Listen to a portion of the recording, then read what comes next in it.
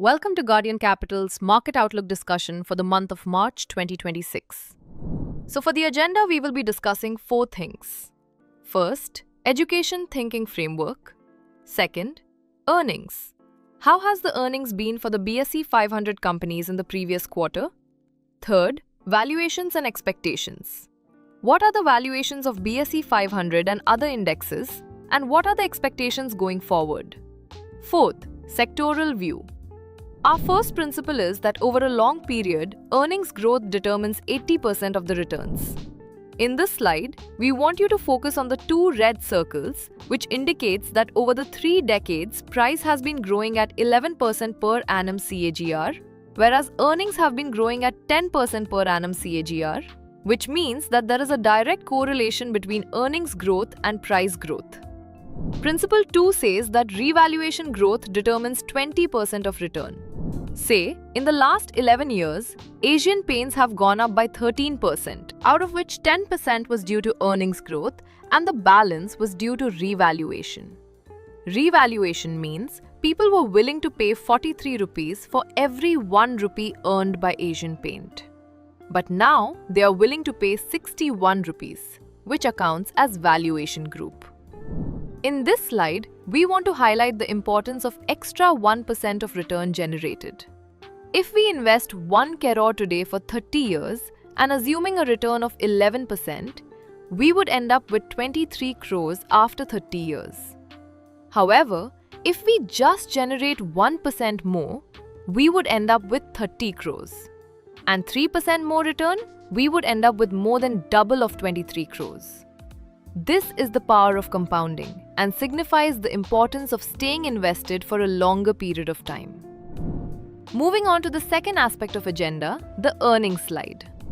On the earnings front, we have seen that the revenue growth was slowing down in past few quarters. With the Q3 results updated, we can see that revenue growth for the quarter has been in line with the growth seen in the previous quarter across all market caps.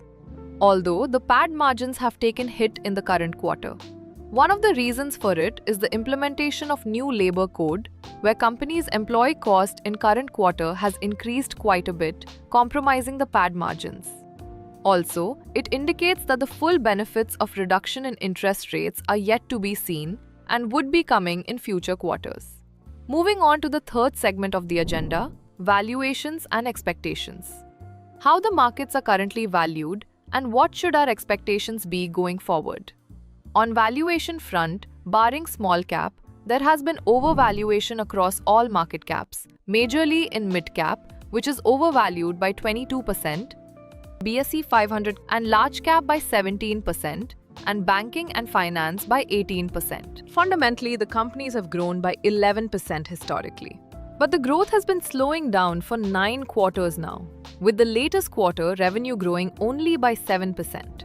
So the revenue growth has been slowing down in last few quarters, and the valuation have also gone down with the markets correcting in this scenario. It would be ideal to deploy in the market. Moving on to the final aspect of the agenda, sectoral view. On sectoral front, the major movement during the month was seen in IT sector. The sector was down by 15% due to the Anthropic AI issue.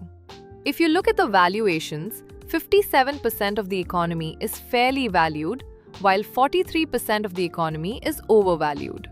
With the current quarter's numbers being updated, we can see that 15% of the economy is growing at a faster pace than historical growth rate, while 85% of the economy is growing at slower pace than its historical growth rate. Currently, we see opportunity in 3% of the economy, which consists of two sectors, which is consumer durables and FMCG. Investments in the security markets are subject to market risk. Read all the related documents carefully before investing.